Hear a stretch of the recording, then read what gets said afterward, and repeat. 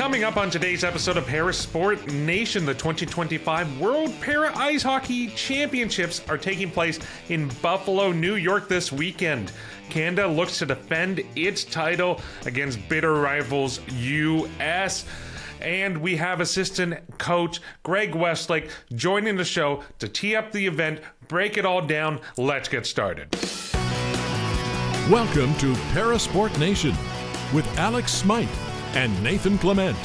Welcome into Para Sport Nation. I'm your host, Alex Smyth, as always joined by Nathan Clement, the co-host of the show. And Nathan, there is so much sports happening at this time of year. This has got to be one of the best seasons, months, times of the year to be a para sport fan. It's phenomenal right now. So many sports happening, whether it's actual winter sports happening or the summer sports are just getting ready to get off and kick off. And I know for myself as a cyclist, we have so many cycling traditions starting from the Giro d'Italia going into the Tour de France later on in the summer. It's really an exciting time. But Alex, I have a question for you. Do you have any favorite sport traditions? Sport traditions. Okay, so when I hear that, I think okay, there's going to be, certain teams have certain music and anthems that really kind of come to the forefront. I think about baseball with the 7-inning stretch, things like that.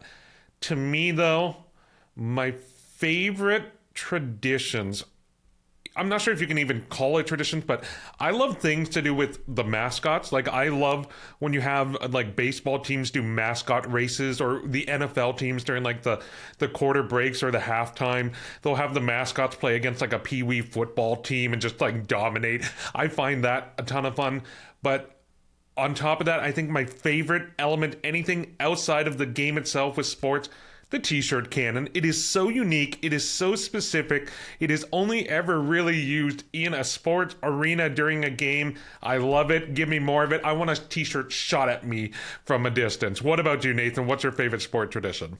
The mascot races are always amazing. As someone from Vancouver, we have the sushi race that happens at all the Vancouver Canadians games. But as we think about sport tradition, there's one that stands out to me. As a Canucks fan, we haven't seen it that often in the last couple of years, but towel power is something that really stands out. When the Canucks are actually doing well and they're going deep into the playoffs, nothing beats that.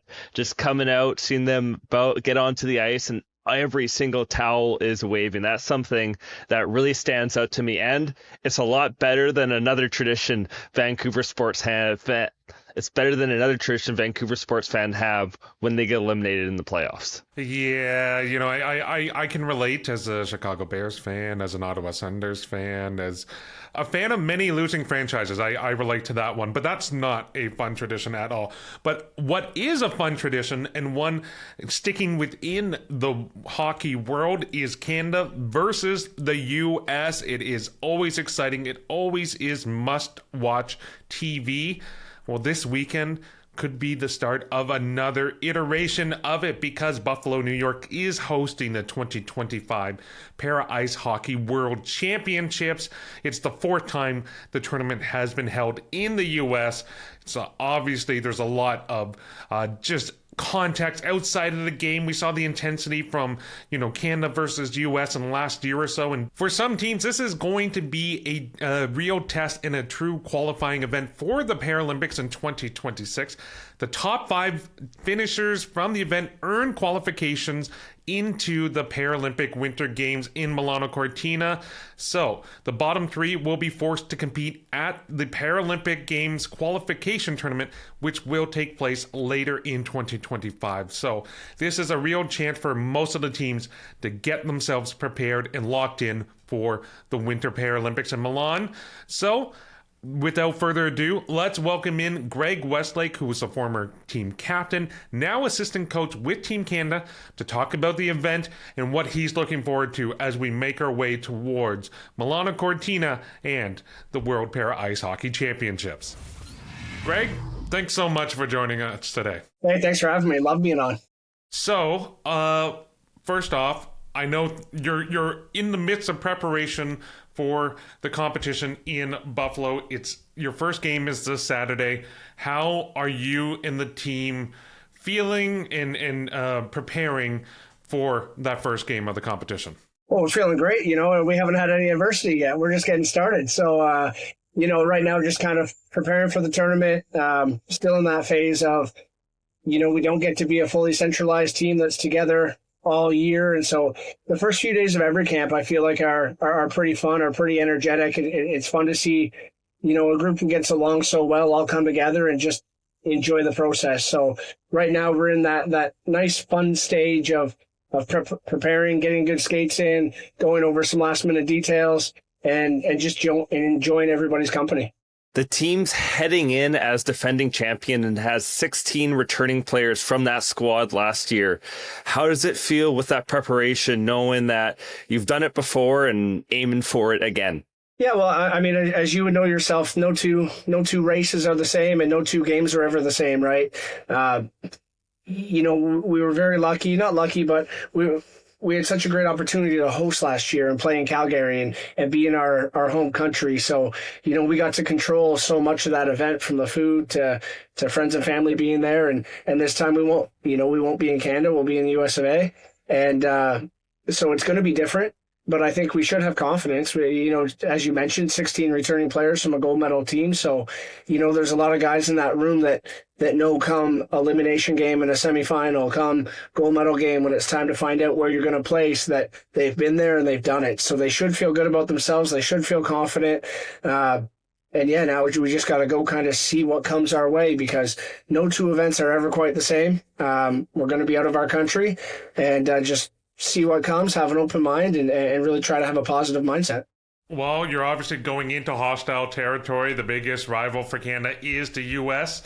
You guys did have a series against them back in March, and I'm sure this time around it's going to be a lot more intense because you're now in Buffalo. You're not on the Canadian side for that home support, but what adjustments are you and the team making coming off of that series as you prepare for this competition? Yeah, it's a good question. St. Catharines, that series was awesome. It was so intense. We ended up winning the last game there, so we should feel good coming out of that series. But, like I mentioned, no two games are the same. And we had a very interesting lineup that last game that we played against them in particularly. We were battling a lot of injuries. We had a lot of young guys who got opportunities to go in and, maybe play just period, be in the lineup, or if you were already used to being in the lineup, maybe having to play more minutes against some higher end guys. So it was a really good stress test for us, and it was really fun to see guys kind of rise to the occasion and have that game. So now we're pretty healthy, and now we got kind of the lineup that we're going to dress, and it's just catching people up to speed. It's hard because you have guys in the lineup, you lose some of that consistency. So hopefully guys have been at home training at a really intense level, because that's what it's going to take. You're going to go to the level of your training in high stress moments. So hopefully the work over the last couple of weeks has been good and intense, and getting on the ice with other teammates who live in their areas. And when they do that work away from camps and we can start at a higher level every time we get together, it makes such a difference for us. Being placed in Group A and having the tournament and puck drop on Saturday, is there any messages you're sending the team before they play Germany, Korea, and China in Group A action? Yeah, I think just to, not to go full cliche on you guys here, but it's just to worry about ourselves and can we play our best games? Can we be our best versions? Can we ascend as the tournament goes on and get better every game? It's all those things that you have to do in these short, intense tournaments where, the margin for error is so small, especially after you get past that round robin portion of the tournament. So I think just trying to keep it light, trying to keep it a really positive environment, and just knowing that there will be stuff that comes our way that is unexpected. There will be things that come our way that we didn't plan for. And it's how you respond in those moments that really depict what happens. That gold medal last year that we won in Calgary, we went into the semifinal third period down 1-0 to China. That's not how we drew up our game plan to attack that world championship, but we were able to rally, get 2 goals in the third period, just to give ourselves a chance to be in that gold medal game. Then all of a sudden you feel kind of light because you got through this high stress environment, this high stress moment. So I think we just got to go in there with that open mind of something's going to happen. You know, we don't control the referees. We don't control the other team. There's a lot we don't control, but we can control how we respond to it. So that's kind of where we're at right now in the process. What have you learned about yourself as a coach in this past year from Calgary to now heading into Buffalo? Oh, good question, Alex. You know, I think I'm still figuring it out. I still have that feeling like I'm just a former player still trying to coach. I don't really feel like I'm a fully integrated coach yet, but I kind of lean into that. You know, I have so much great mentorship here from Russ Harrington and Boris Ravalka and Liam Healis, Steve Arsenault, Mike Fountain. All the other coaches have been so great with me and so open to sharing their knowledge with me. So, you know, I know Liam Healis, one of the assistant coaches. He's a young guy, and he told me, he said, Westy, you know, the first 2 years I was a coach, it was the most fun I ever had coaching, because you still get to be friends with the guys a little bit. You're kind of still on the inside. They haven't fully pushed me out yet. So for me, I feel like I'm in hopefully the most fun time of my coaching career right now, where I can just kind of be one of the boys still. But hopefully they know that I have their best interest in mind, and I'll go to bat for them anytime I can. So yeah, I'm wearing a different hat now, but you know, my loyalties are still the same. My goals are still the same, and I want to win gold medals. I want to see us be successful. I want to see our program get better every day. I want younger players to keep coming into the program and developing and helping us. So, you know, the goals are all the same. It's just how you go about accomplishing them are different. I don't have to go put my body on the line anymore. There's a bunch of guys fitter than I am to go do that. So it's a nice treat for me. But no, I'm just taking in the advice I've been getting. And right now, the advice I've been getting is just to enjoy where I'm at in my process and my journey of being a coach. I have a question regarding the sports science side of the game. As a Paralympic athlete myself, and as you know, sports science is really changing the game, how training's done, how preparation's done. Is there anything that you've seen from when you were a player towards the end of your career to now as a coach that you're seeing really growing and hoping to expand on that sports science side of things? Well, it's a great question, and I think that there's a couple things to that. I think first off, you know, sports science isn't always just the equipment. You know, it's how you feel your body. It's the level of athlete that we have right now. And right now, I think we're the deepest we've ever been in terms of just fit athletes that can really push quite a pace. And so that's been really fun to see. It's just the level of athleticism from when I started midway through my career, the end of my career, and now, like, it's just been like this the entire way. It's just been ascending so high. So that's been a fun one. You know, we're all in custom sleds now, compared to when I started and guys were making them in their garages and, you know, 2-piece sticks, and now it's all 1-piece sticks and custom sleds and all that. So, you know, you mix the technological advances with a really fit athlete, and we're still kind of finding out how fast we can skate, how hard we can shoot, how quickly we can get on our edges and make turns and cuts. And, you know, so it's really fun to see. And it's sometimes you just got to put on your fan hat and just enjoy, you know, the sport for what it is. And, you know, I look back at the guys who were really the pioneers of the sport when I started, and the efforts that they made and the sleds they were pushing around out there so that this current group can do what they're doing.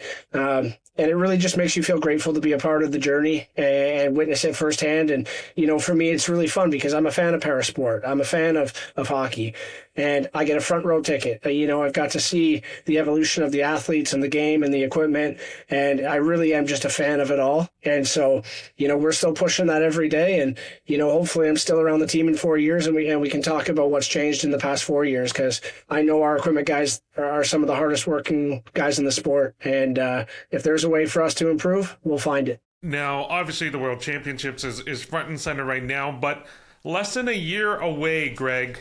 Milano Cortina 2026, the Paralympic Winter Games. What are you most looking forward to, or what are you excited about seeing go down in Milano Cortina? Well, I'm just excited to be there, first off. You know, retirement's hard for athletes. Retiring was tough for me. I absolutely love putting on the gear and going out there and going to battle with my teammates. So, you know, that first year of retirement, it was hard to see a way back. It was hard to see myself at another Paralympics. It was hard to imagine getting the opportunity to walk out in the Canada gear at an opening ceremonies. And those are some of my fondest memories of the world. I get emotional just talking about it right now. And, you know, I've had the opportunity to go to 5 in my life right now, which is a big number for amateur sport. And so just the thought of even just getting fitted for the kit and walking out there, hearing your country called and seeing all the young players go through it and some for the first time, it's going to be a really special moment. So, yeah, just first and foremost, I just feel very lucky to be a part of it. If you told me, the first week after I retired that I was going to find my way back and I was going to find a role within the organization that allowed me to go to another games, I would have thought you were crazy. So just feel very fortunate and very lucky. And I'm just hoping to be a, small piece of success. What does that prep going into Milano Cortina look like for you and the team after the World Championships, going into the summer and then as the fall comes around, turning to winter? Yeah, well, quite the tight turnaround we have here, right? Because we're not finishing our season until, the end of May. And we don't have time. Like, hopefully we come out of World Championship healthy and we can go right back to work. But, if you really want to be a gold medalist, it probably doesn't include 2 months off this summer. It probably doesn't include a big, long vacation with your family. It probably includes saying no to a lot of stuff. It probably includes telling your friends, I can't go golfing today. I can't go on vacation this weekend. I can't enjoy the long weekend. It probably involves a lot of discipline. So we got to worry about the opportunity we have right now, which is to, enjoy the opportunity to play for Team Canada, to represent Team Canada and attempt to win a gold medal for Team Canada. And then we got to turn the page really quickly. So it's not a lot of time we have here. So, it's about 7 months by the time we're done here. So yeah, this summer is the summer of discipline for the boys. Maybe I left at the right time. I'm going to enjoy my summer. Speaking about enjoying things, I had a chance to catch up with your old teammate Billy Bridges a couple of weeks ago in Montreal, who during the National Curling Championship, and I asked him about his time playing and what he remembers fondly about the Paralympics. And one thing that was really interesting, away from the actual competition itself, was the fact that how the para ice hockey and wheelchair curling always seem to be kind of bunked up together in a bit of more of a remote location because of the nature of their sports. And you talked about the camaraderie that they were able to build between those two groups. What fond memories do you have of the Paralympics outside of the actual competition or games themselves? Yeah, well, I saw that interview with Billy. He'll do anything to stay close to us, even switch sports and work his way back to the village. We can't get rid of that guy. But no, I got a lot of love for Billy. I played with him for a lot of years, and he's a tremendous hockey player and, has so many records in the sport. And I was very honored to be able to play with him for as long as I did. And he's right. You get over there, and the camaraderie is fantastic. And sometimes we live in our own little bubble on the hockey team, and we spend all of our time with other hockey players, and really there's some incredible athletes. So for me, just the mix and the mingling and meeting from when I was younger, the McKeevers, to the Mark Arenzes and the Orly Rivards and just these incredible Canadian athletes. And you learn from them and how do you train and what's the disciplines of your sport and what does it take to reach the pinnacle for you guys. And you get to have those conversations, plus you get to have some fun and go through this experience together. And for me, high performance is high performance. I have the utmost respect for so many of the amazing Paralympians that you get to kind of rub elbows with. And so not just the curlers, they've been a lot of fun, and I've had some good experiences with them after events. And, looking back on it all, probably after the last day of competition, you get to kind of let loose a little bit and spend some time with them. But really, it's all encompassing. It's all the athletes. And I've had so many great experiences meeting heroes of mine and Canadian Paralympic heroes that deserve a lot of recognition. So it's definitely been beneficial. And I think it's great for high performance athletes to meet other high performance athletes. Getting to Milano Cortina, obviously, it's a business trip, but for the athletes who might be going there for the first time or second time, would there be anything that you would say just for them to really take in the experience of being at a games and getting to compete in an environment where it's going to be the first Winter Games since Pyeongchang that's going to have crowds in the arenas? Yeah, it's exciting. We work so hard in the shadows as Paralympians. We don't have tons of media at all of our training sessions, at all of our skates. It really can be lonely sometimes. We practice when we're decentralized with groups of 4, 5, 6 people, and you're just kind of grinding. You're doing your work when nobody's watching, and I encourage our guys to enjoy the experience because that's where it's one of the things you're training for. It's not the only thing you're training for, but you finally get that opportunity once every 4 years to go out there and showcase the hard work that you do and showcase the high level athleticism that we are as Paralympians. So that is our best opportunity every 4 years to go out there and just show the world what we can do as hockey players. So, I think it's a tremendous opportunity to go out there and show the skills that you've developed and the person and the human being that you've become. So enjoy every interview. Enjoy all those times with fans in the stands. Enjoy having your family there because, the journey in Paralympic sport is pretty moving. You don't picture some people who go through some pretty crazy accidents and some pretty crazy stories in their life, and they fight from hospital bed to podium. And there's a lot of dark days in there, and there's a lot of triumphs and trials and tribulations that go into it. That time at the Paralympics is your time to enjoy the fruits of your labor. Greg, you've been so gracious with your time. We don't want to take up any more of it, but best of luck this weekend in Buffalo. We're going to be watching and listening and cheering on and supporting the team. So best of luck, and hopefully you can add some more hardware to your impressive chest of medals and accolades from your career. Yeah, it's more like a drawer right now that's collecting dust, but it's okay. I'm gonna get it organized one day. But no, I appreciate you guys. Thank you for all you do for Paralympic sport, and keep it up. And I'll join you guys anytime. That was our conversation with Greg Westlake, assistant coach for the men's national para ice hockey team. Nathan, a lot to dissect from that conversation. I always love chatting with Greg. I've known him for years. It's always great to get into a conversation about hockey and para sports and just kind of the broader impact. But what were some of your big takeaways from that conversation? I just think how well-oiled this machine is and how excited and how ready he is to see the fruits of that labor that this team has put in, especially now being reigning champions and going in with wanting to lay down the gauntlet before we get into Milano Cortina next year. I think it's going to be one of those tournaments that's going to be really exciting. But as he mentioned in the interview too, was even though Canada, US are the favorites to meet in that gold medal game, we have some dark horses starting to come. Like last year, China pushed Canada to that breaking point in the semifinals, and I think there's going to be some really tight, really contested games, especially as now we have 5 spots up for grabs to qualify for Milano Cortina. So I believe it's going to be a really exciting tournament. Is there anything that you took away from that interview?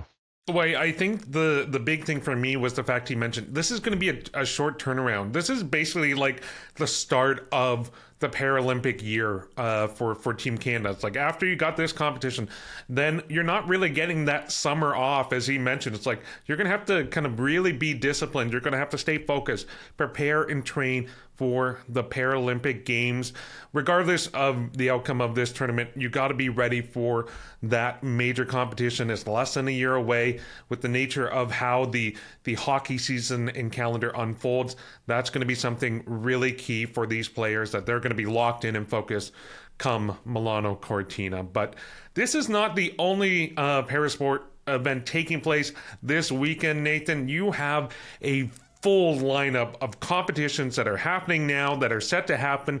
Take it all away. Give us the rundown with the Parasport Update. Now, the PSN Update. Reclaiming his World Cup title, Alex Hayward won his second career UCI Paracycling World Cup Championships on the cobbled streets of Italy. Joining Hayward is Martin Doof, winning a third career medal in the road race, and Jessica Law capturing a silver medal in the road race. In Japan, the pride of Calgary, Stefan Daniel, earned a third-place finish at the Yokohama World Triathlon Paris Series. From Japan to Hungary, Ryan Roussel finished 13th in the men's Sabre A in parafencing. The jet setting continues as we land in Salt Lake City for the IFSC Paraclimbing World Cup. Aiming to swarm, a handful of Canadians entered the Beehive state of Utah. Emily McDermott placed third in the AU3 final, while Chaz Mazurkia came fourth. Looking ahead, we go down under as Canada's wheelchair rugby team heads to Adelaide, Australia for the World Wheelchair Rugby Challenge from May 22nd to June 2nd. In Poland, the ICF Paracanoe World Cup powers forward this weekend. On home soil, wheelchair basketball's national championship tips off in Oshawa from the 23rd to 25th. Prepare your finest tables at the World Para Ice Hockey Championships as they launch off this weekend in Buffalo, New York.